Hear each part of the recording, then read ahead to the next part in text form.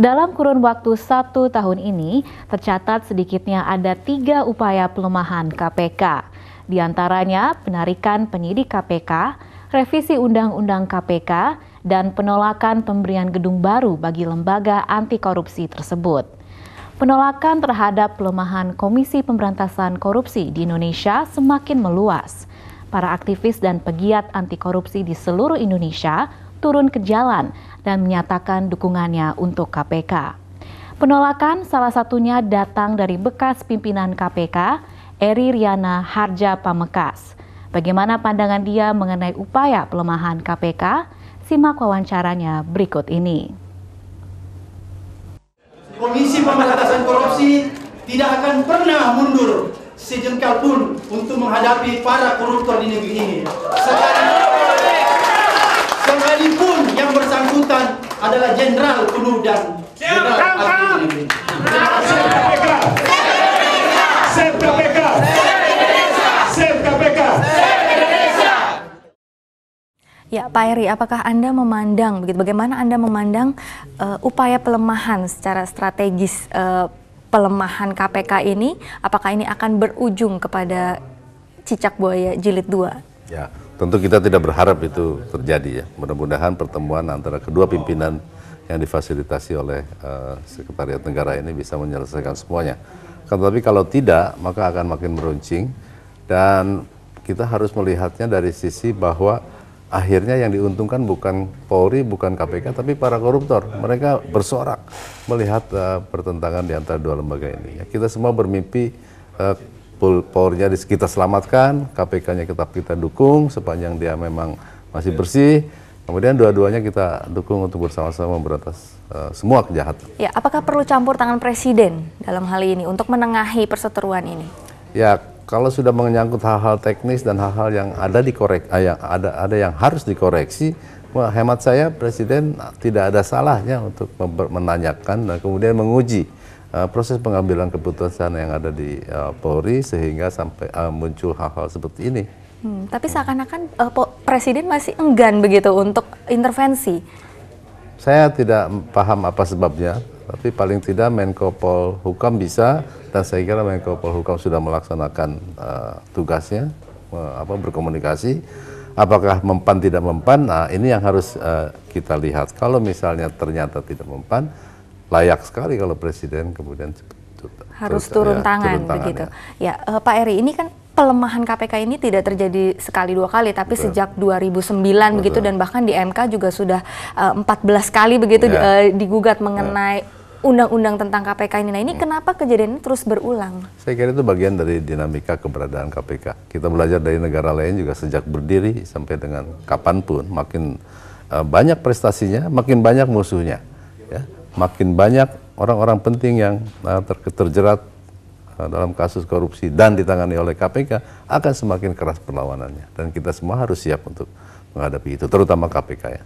Nah, bagaimana Anda melihat akhirnya dari ini semua perseteruan ini? Apakah akan terus berlarut-larut atau ada suatu penyelesaian? Gitu? Saya kira harus ada penyelesaian yang berani dari pimpinan negara ini untuk menyetop semua hal yang sebetulnya tidak perlu dipertengkarkan kalau memang sudah jelas menurut undang-undang.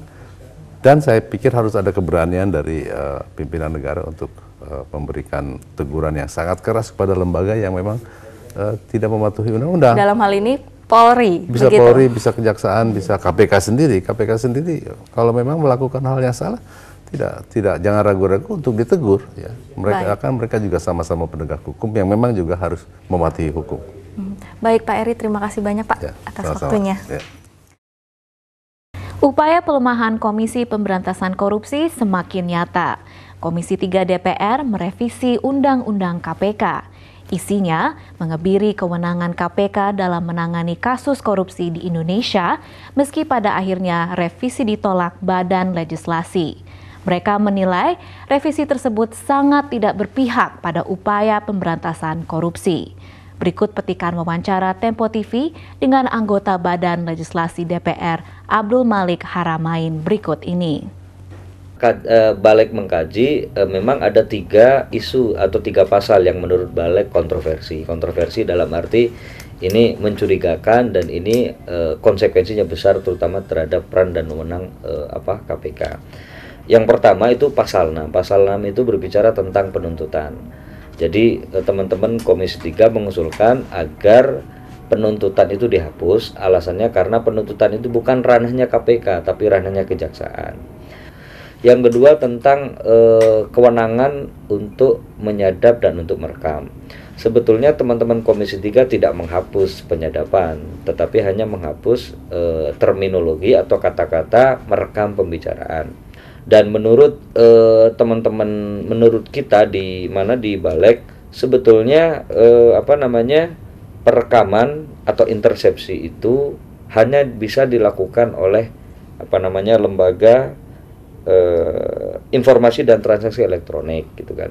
Tetapi sebetulnya dalam hal untuk kebutuhan hukum KPK berhak untuk melakukan itu, meradap dan merekam tanpa perlu izin begitu. Tanpa perlu izin bahkan begitu ya. Nah, artinya memang di situ ada permainan untuk mencoba bagaimana agar penyadapan yang akan dilakukan KPK itu menjadi sulit dan menjadi tidak mungkin dilakukan. Yang terakhir, isu yang menarik itu adalah Dewan Pengawas. Jadi teman-teman Komisi 3 membuat pasal baru Dewan Pengawas.